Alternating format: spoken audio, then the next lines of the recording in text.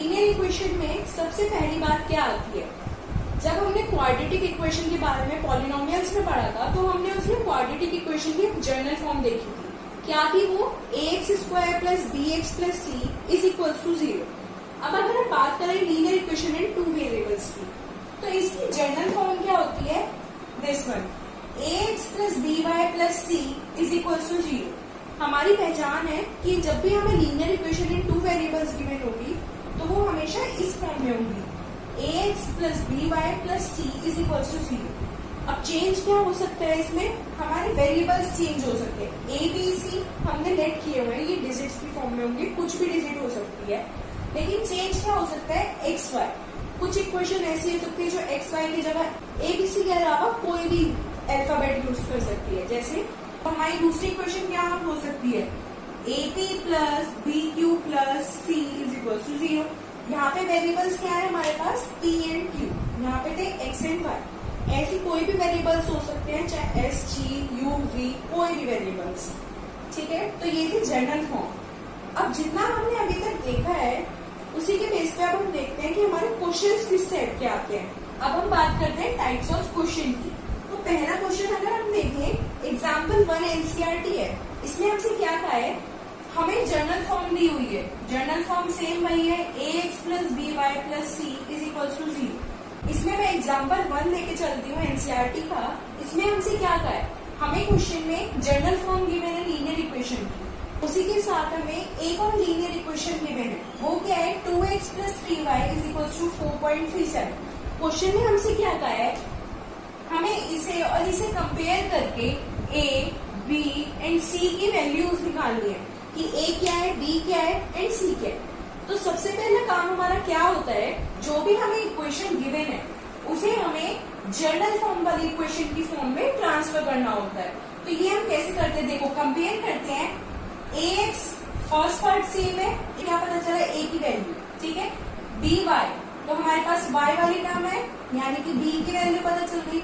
अब बात आती है c पे, हमें c की वैल्यू चाहिए। तो c की वैल्यू के लिए हम क्या करें? इधर तो हमारे पास सीधा इक्वल टू का साइन है, अब इधर हमें हमेशा 0 बनाना है। RHS में हमें हमेशा क्या चाहिए? 0।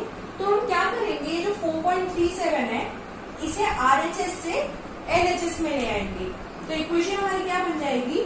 2x प्लस 3y, ये पॉजिटिव है, जब इधर आएगा तो ये कैसे सिंबल आएगा? Minus is equal to 0। ठीक है, ये आ गई हमारी। एक बार दोबारा चेक कर लेते हैं। हमें इन वाले साइन में कोई प्रॉब्लम नहीं है। अगर ये वाले बीच वाले साइन डिफरेंट है तो इससे कोई प्रॉब्लम नहीं है। हम वैल्यू में चेंजेस कर देंगे। ax plus by plus c, ax plus by plus c is equal to 0। अब हम लिख सकते हैं सीधा सीधा, a की वैल्यू क्या आ गई यहाँ से? 2, b की वैल्यू आ गई 3 एंड c की वैल्यू क्या आ गई? -4.37। ठीक है, तो फर्स्ट टाइप का क्वेश्चन यही था कि हमें जनरल फॉर्म से कंपेयर करके a, b, c की वैल्यू फाइंड आउट करनी है। अब आते हैं हम टाइप 2 में। टाइप 2 का क्वेश्चन क्या कहता है हमसे? हमें कोई भी एक इक्वेशन गिवन है, उसे हमें जनरल फॉर्म में लिखना है। मतलब क्या है? देखो, हमें एक इक्वेशन गिवन है x इज इक्वल टू -5, इसे हमें कंपेयर करना है इस इक्वेशन से और इसी फॉर्म में लिखना है। ax plus by plus c की फॉर्म में लिखना है। अब हम देख रहे हैं इसमें हमारे पास x वाली टर्म है और कांस्टेंट यानी c वाली टर्म है, लेकिन अगर हम नोटिस करते हैं इसमें हमारे पास b वाली कोई टर्म नहीं है। तो इसका मतलब क्या है? हमारी b की वैल्यू है 0 और हमें इसे इस फॉर्म में कन्वर्ट करना है। सबसे पहला सेम स्टेप है, RHS में हमें 0 चाहिए, तो इसे 0 करने के लिए क्या करेंगे? इस -5 को LHS में ले आएंगे। तो x -5 इधर आगे प्लस 5 इज इक्वल टू 0। तो हमारे पास ये इक्वेशन आती है। अब हम इसे इससे कंपेयर करेंगे। a क्या है यहाँ पे? 1, b क्या हो गया? 0 एंड c इज 5। तो हमें इस फॉर्म में लिखना था और हमने लिख दिया। इसके और भी एग्जाम्पल गिवन है। अब आते हैं थर्ड टाइप के क्वेश्चन में। थर्ड टाइप के क्वेश्चन में हमसे क्या कहा है? हमें कुछ कंडीशन दी हुई है वर्ड प्रॉब्लम की फॉर्म में और उनसे हमें लीनियर इक्वेशंस फॉर्म करनी होती है। मैं कर रही हूँ एक्सरसाइज 4.1 का फर्स्ट क्वेश्चन। ठीक है, इसमें हमसे क्या कहा है, the cost of a notebook is twice the cost of a pen. हमें एक इक्वेशन डिटेल फॉर्म में गिवन है, cost of notebook is twice the cost of pen. तो हम इसमें क्या करेंगे, हमें तो पता नहीं है कॉस्ट पेन की क्या है, नोटबुक की क्या है, तो हम ट्वाइस वगैरह कैसे देखें। तो हम क्या करते हैं, हमने अपने माइंड में लेट किया कि नोटबुक की कॉस्ट इतनी होगी और पेन की कॉस्ट इतनी होगी। तो इसे करने के लिए हम क्या करेंगे, लेट कॉस्ट ऑफ नोटबुक हमने ले लिया अपने पास से। हमें जब लेट करना है तो हम कोई डिजिट लेट नहीं करेंगे, हम लेट करेंगे वेरिएबल्स को।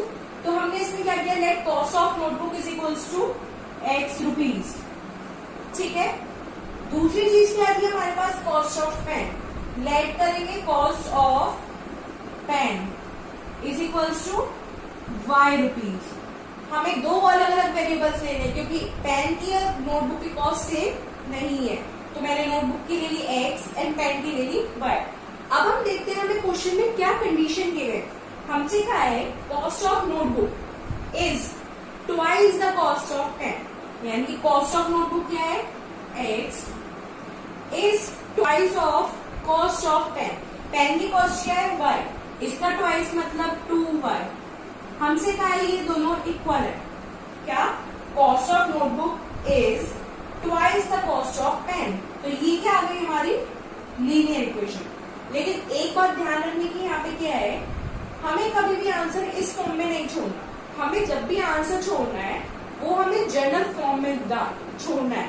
तो जर्नल फॉर्म के लिए क्या करेंगे, RHS में 0 बनाना है। तो कैसे करेंगे, x minus 2y is equals to 0। तो दिस इज अवर आंसर।